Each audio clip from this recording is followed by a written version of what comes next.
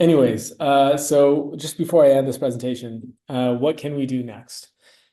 Has everybody heard like Hins Hall by Macklemore? Right? Like it's funny, like as I was writing this, I was like, oh, I wrote like two of the lyrics. Like where he's like, what are you willing to do? What are you willing to sacrifice? Like that's a question I think all of us have to self-reflect and answer, and determine how much you're willing to do for the sake of Palestine. But I want to emphasize one thing. It's not just for the sake of Palestine. I hope, and I think it's becoming more obvious to me that everything is related, both domestically and internationally.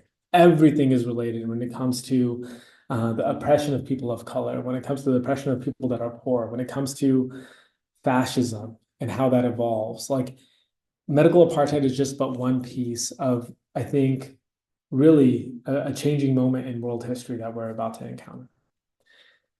Anyways, that's my little diatribe. But so practically speaking, what can you do to prepare yourself? What skills can you learn? How can you be helpful? There are so many roles to fill beyond just medicine that now is the time to gain those skills, even if it's just raising awareness. Like I suck at social media, but if you guys are great at it, like obviously we've seen what a huge impact it's made. For medical students, start training within global health initiatives that are offered to you guys. Think about public health aspects. Give back when you finish training, both with money and with your time. Partner with NGOs to provide free medical care, both here and abroad. It will all circle back. Engage your social circle on Palestine. Do not stop. Do not be diminished or deterred by the news that you come across. And build pathways to facilitate the education and training of Palestinians at your own institutions. Some of us are going to be medical directors. Some of us are going to be residency directors. Some of us are really good at just engaging with the social fabric of our society. And all of it has a role. Palestine represents so much more than just Gaza. There was one other thing I wanted to say, and I'm forgetting. I think, yeah, I'll just leave it at that. Yeah, so we can engage in a little bit of a Q&A if there's other questions that you guys have, and we'll take it from there.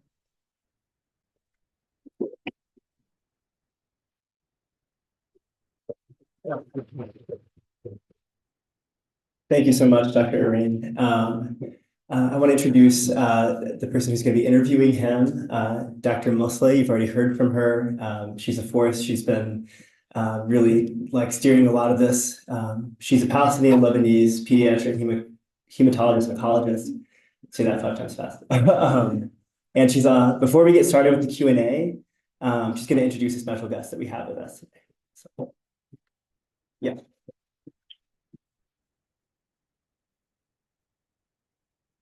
Thank you. I know there's a schedule, but we never follow these things around here. Thanks for the introduction. I know Jason didn't introduce himself. He's one of the first-year medical students at WashU who, between him and a few group of medical students, they have really been very loud and very upset about what's happening in Gaza since the very beginning. And as a physician at WashU, it makes me really proud to know that there are people like Jason and all of his friends and the hundreds of people who aren't willing to speak out loud in this environment of censorship. I'm really grateful that they're here. It took them a lot to be able to put this event together and bring Dr. Arain, but they did all of this because they wanted to help and they didn't know how. And that's how I've been feeling since this conflict started. It's been really hard. Every time I think I'm not gonna cry at a video or at a lecture, it doesn't matter. I still cry, it still hurts. And I'm glad that it does, because that means no matter what we go through, we still have our humanity, and that's the most important thing. And we can still feel and share the suffering of the Palestinians with them. I know Dr. Arain talked about his medical mission to Gaza, and I understand some of us in the healthcare field, some of us who are just members of the St. Louis community, can't really go there, can't really go on medical missions for whatever reason. And there are ways to help even from within our St. Louis community. So before I get started with the Q&A, I want to introduce a member of an organization called Heal Palestine. Heal Palestine is a nonprofit organization that works on so many different things for Palestinian civilians and patients inside of Gaza and outside of Gaza. They have one of the three operating food kitchens in Gaza right now. They are building their own NICU to host some of the patients that Dr. Arain was talking about. And one of the things that they also do is they will help patients get out of Palestine, out of Gaza, out of Palestine in order to receive medical care abroad. And that's entirely a philanthropy effort and an effort supported by the community.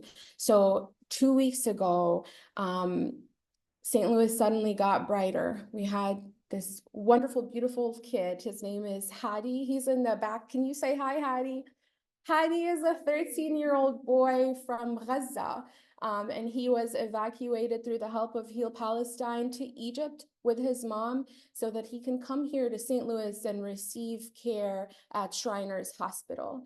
And the entirety of his visit and the whole time he's here, he's made everybody's life better, but we were able to do this only through the St. Louis community and members in the community who have volunteered their time and their homes and their money and their ears to listen and talk and be there for them. So I wanted to introduce Deena Badran. She's a PharmD and she's also a member of Heal Palestine. She helps organize she'll talk more about what she does, but she helps organize whenever patients come here, how can we engage the St. Louis community and members of the community in these initiatives, and how can we feel a little less helpless in helping those patients in Gaza. So I'll let Deena come up here and speak for a little bit, and then the plan is we'll take a 5-minute break.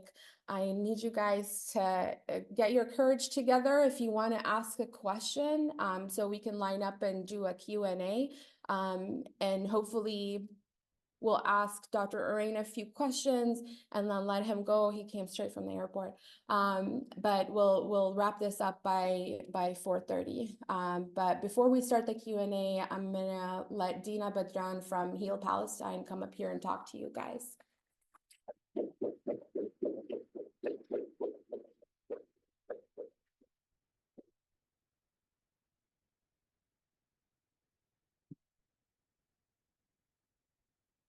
My laptop.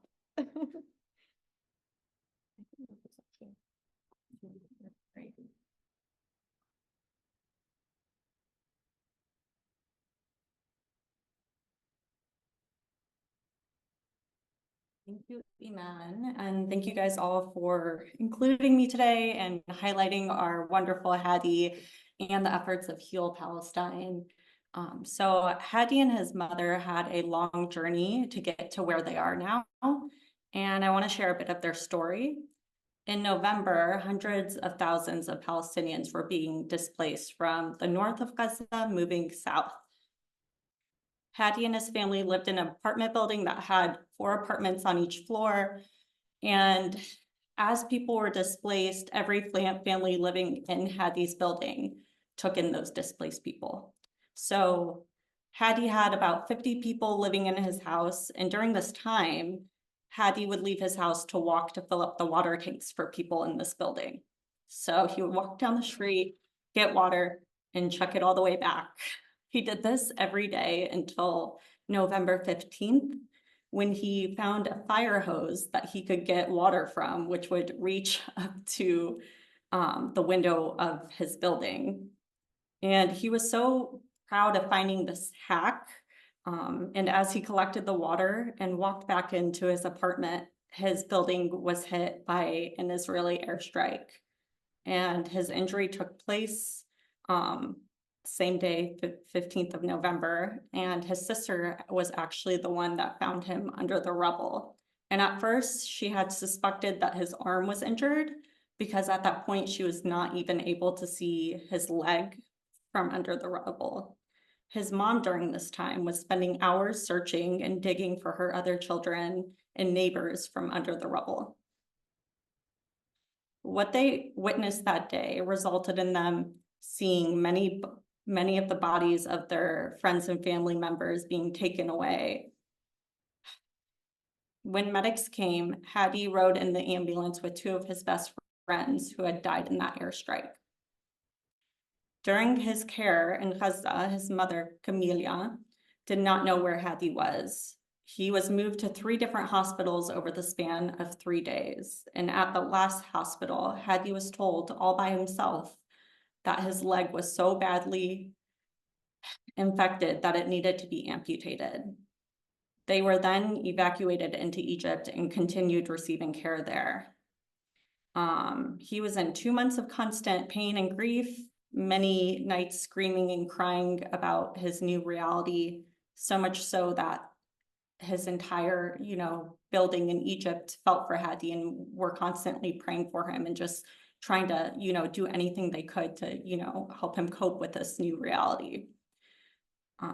A Heal Palestine volunteer that was working in Egypt actually found Hadi at the hospital in Egypt and wanted to help. And through a long medical visa process and an agreement with Shriners Hospital, he finally arrived in St. Louis, where he will be treated for prosthetics and will also receive physical therapy and so on and so forth, along with mental health care. While he's here, he's also going to be learning English and continuing his education because the children in Gaza have lost an entire year of education. So this is an all-encompassing visit, and if there's anything additional, even within this crowd that you think might be beneficial, I would love to, hear more about it.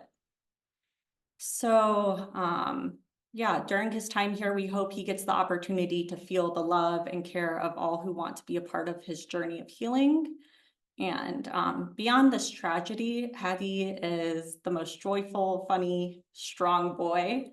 I could probably say this about any Palestinian boy his age, and you might not know that side of them because every day we're seeing videos of Palestinian children carrying the responsibility of doing things like fetching water, finding food for their younger siblings, becoming the caregiver for their younger siblings. But we also see them teaching us life every day. The spirit of the Palestinian people is resilient and joyful. And there's a quote that I really love, and I want to share it with you guys. And it says, "If your existence feels like resistance, then your joy is revolutionary." And the joy of the Palestinian youth in particular really does feel this way.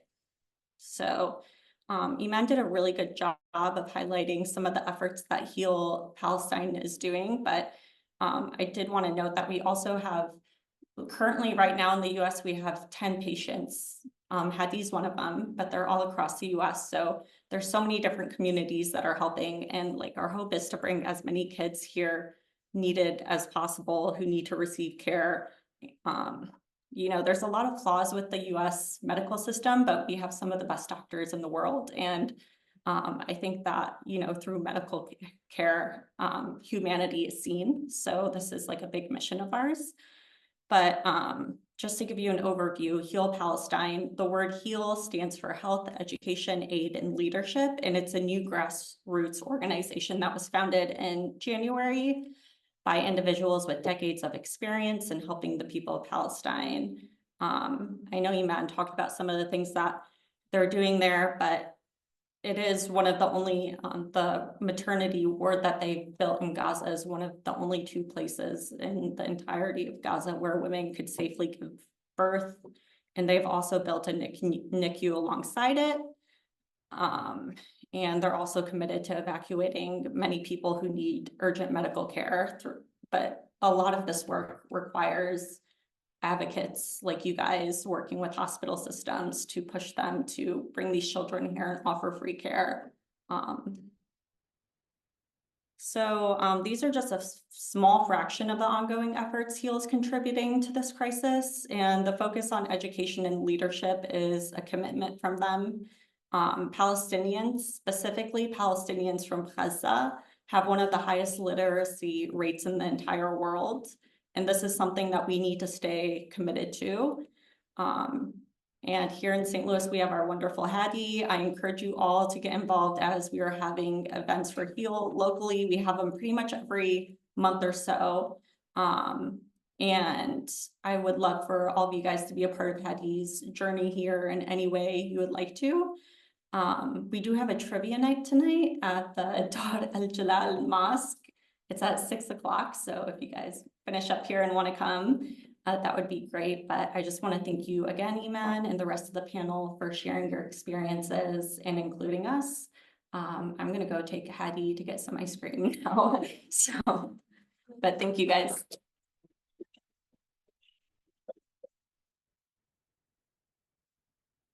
Thanks, Deena. If any of you guys want to be involved with Heal Palestine or want to help out with Hadi, so it's, you know, you could be a doctor, you could be a medical student, you could be just any person in the community in any profession, and you just want to hang out with Hadi, help him learn English, take him to appointments, you can definitely do that. We're going to take a 5-minute break during that time. If you want to be involved with Heal Palestine, find Jason and Lorena so that they can write your names. And then we will come back to a Q&A session through whatever questions you guys have for Dr. Arain, and then a few questions that we have prepared, and we'll wrap up by 4:45. But yeah, mini break, talk to each other, do what you want.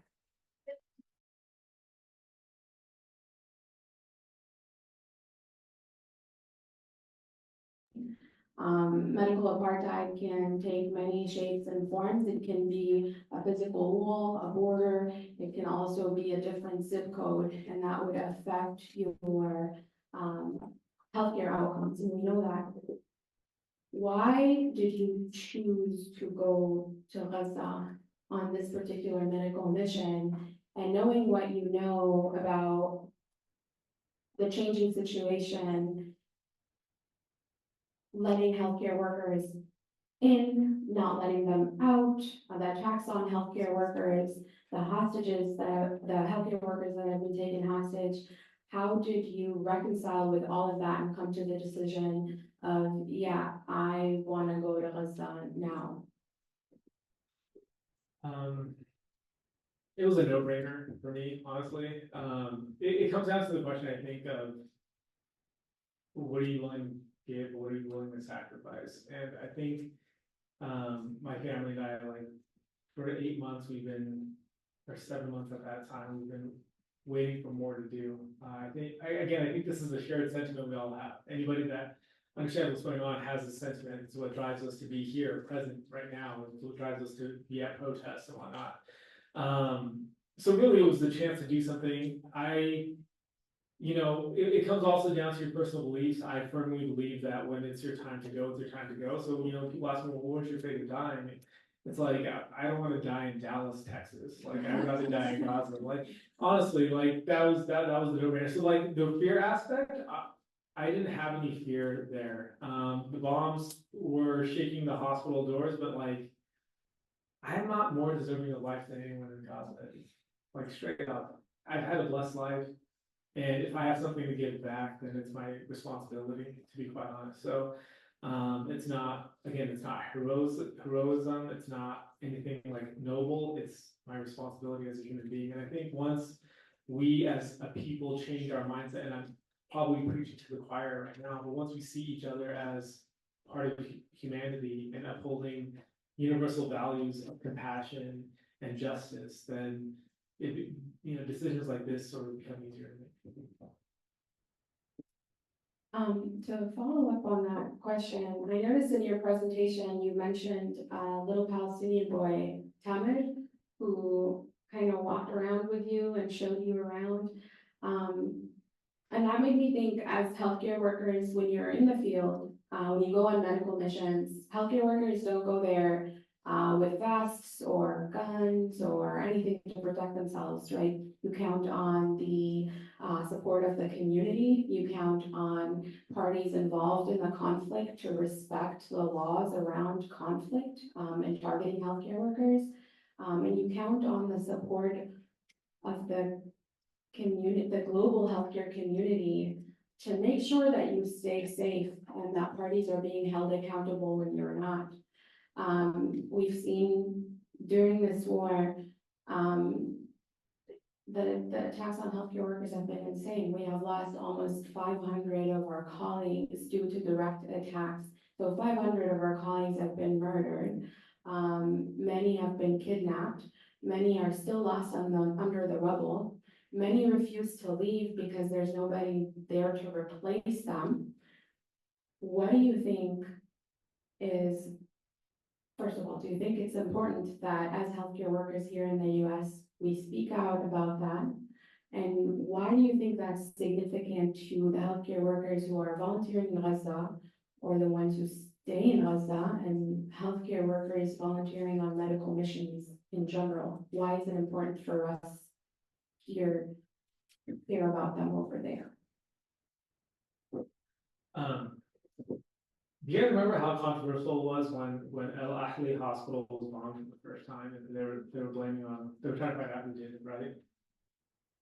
The reason why I think it was such a big deal is because of what everyone feared would happen next, which is the normalization of attacks on healthcare workers and on hospitals. And I think it would be very nice. I mean, it's in everyone's best interest for hospitals to be safe spaces, regardless of any controversy. And the reason why is because we are not immune as Americans from war. I know none of us have experienced war on our homeland, and I pray that we never do. But to act like it can't happen is very naive. And especially as world tensions continue to rise, it's in everyone's best interest to advocate for each other from a healthcare perspective. That's like the big reason why everyone in the world should care about hospitals being attacked. Because once that's normalized, then and it's considered part of fair game for acts of war, then we've essentially undermined international law, and I think we've done that multiple now. On an individual level, the way it practically works is that healthcare workers, supposedly every humanitarian organization is in contact with COGAT. COGAT is like the Israeli organization that communicates between humanitarian organizations and the IDF, essentially. But again, 2 weeks prior was when 2 weeks prior to my trip was when the World Central Kitchen attack happened. So, for healthcare workers, like, do not, again, it would be very naive to think that like you're not in danger somewhat. Like you have to know what you're getting into and know, again, what are you willing to do? What are you willing to sacrifice? It's a personal decision. But the other aspect of why it's important for US or even Western healthcare workers to go to Gaza is because when we were there, we felt like we were protecting the native population. Not because we were like physically like armed and like on the front lines, but because we could bear witness. And it is far more palatable for me to speak about what's happening in Gaza and for it to be listened to with my fellow Americans than it is for someone in Gaza too. That's just the way our underlying biases work. It's even more palatable for my white colleagues that way, like it's just a relatable thing for Americans in the West to understand. Like when Dr. Hamawi, who was the last doctor to leave European hospital with this last batch of does everybody know what I'm talking about? He was a surgeon. He was the last batch to leave European Gaza hospital out of American healthcare workers. This most recent time after the Rafah invasion. My other friend, Dr. Mahmoud, was one of the first people to evacuate, or what was one of the last people to evacuate with the U.S. Embassy support. Dr. Hamawi stayed back. And my wife asked me, she was like, would you stay back if you're in that situation? And I said to her, if no one else was, yes. If I knew that someone was staying back from our group, then I would be okay coming back. And the reason why, again, is because we know hospitals are being attacked. And if we're there and just to bear witness, that will speak volumes in terms of like changing, hopefully, the trajectory of what happens afterwards. We really felt like our presence there just meant that the Gazans weren't alone, and there were people that could witness what the IDF would potentially do.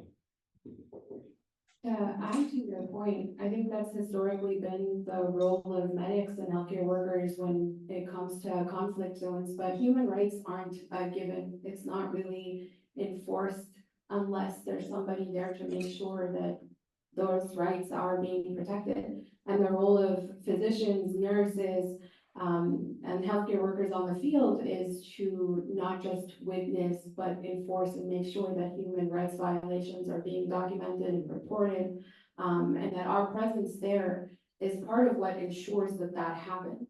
And if we're no longer on the field and it's no longer safe for us to be there and we're unable to do our job, then it's not just us and a small population who's suffering, it's every other marginalized population, every population that's in a conflict zone that will suffer from our negligence to report this or be active when it comes to this particular field. I'll ask one last question and then we'll let the audience answer. Obviously, we're both in the pediatric field. We're both here in the US, and the silence of major organizations in healthcare in the US has been deafening. And it's been not unexpected. We all know the Palestinian exception. This has been the case historically. This is a topic where there's so much censorship around it that even as healthcare workers and as physicians, typically we some sort of 1:45. The public computers will shut down in 5 minutes. The public library will close in 15 minutes. Please have somebody help you find the information.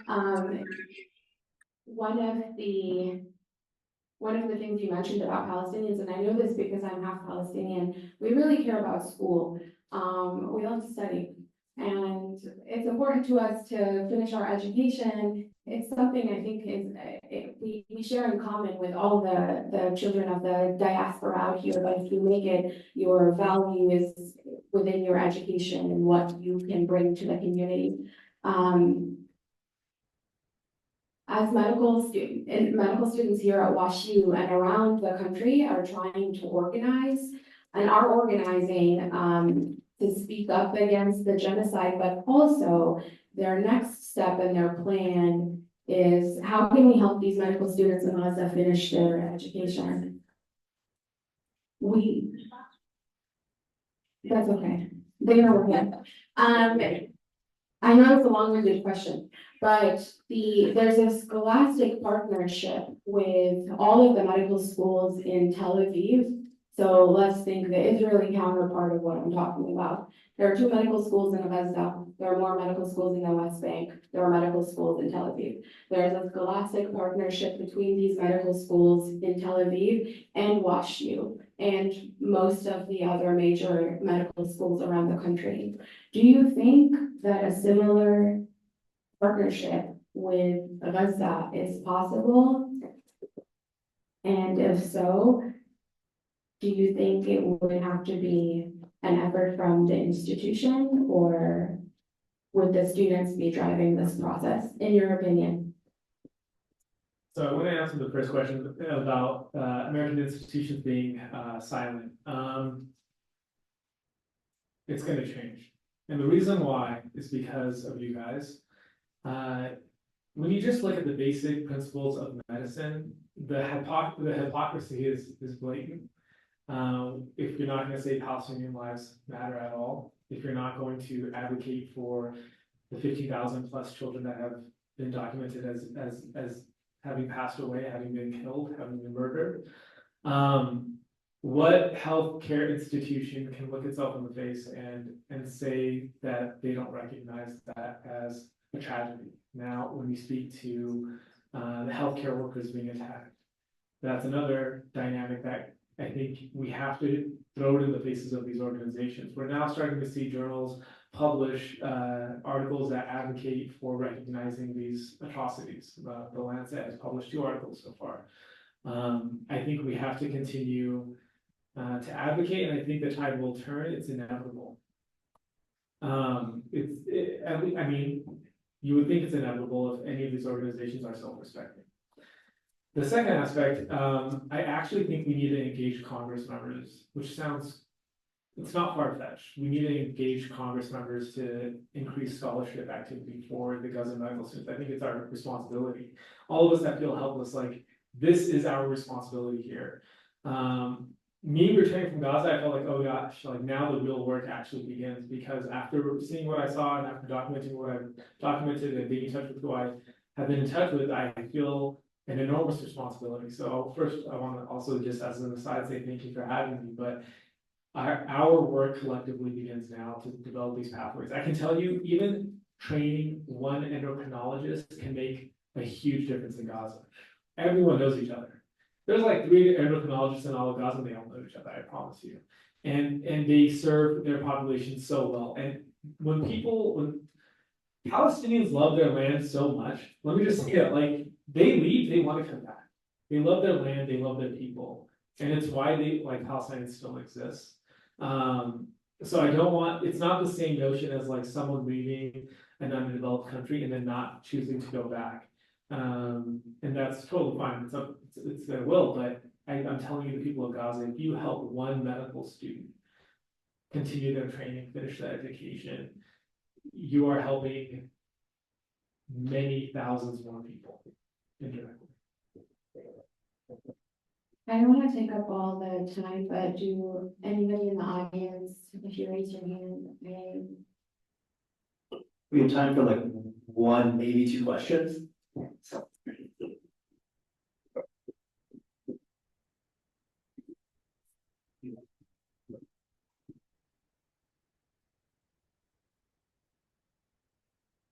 So I'm Palestinian Gazan. I was born and raised in a Syrian refugee camp, and my family is still trapped there. I went to Al University of Gaza to do my undergrad in history, and Al University is completed patent. I left Gaza 2 years ago and came to the United States on a Fulbright scholarship to pursue my master's degree in public health, with the hope that I want to enhance marginalized people access to quality healthcare services in Gaza and far beyond. So I chose SLU because I thought it's going to be a great school, and they promote their mission as commitment to global health and social justice. Since October till May, when I finished my master, my professors have been silent and my school have been silent about what is happening in Gaza. So I felt I had a more responsibility, not only as a Palestinian cousin, but also as a global health concentrator, to bring Gaza to the classrooms. And the professors' responses were disappointing. They would say like, oh, we're sorry for the loss of life, and that's it. So one of the things that stand out for me that we've been learning and working with international organizations such as USAID, and there's a recent report that they are canceling their representation and testimonies of their workers in Gaza. And my question is if these organizations who promote their missions as enhancing global health are being complicit in this genocide, what are the next steps that need to be taken to ensure their accountability and transparency in their operations and ensuring for different first-hand accounts? Yeah, first of all, congratulations to you for everything you've accomplished.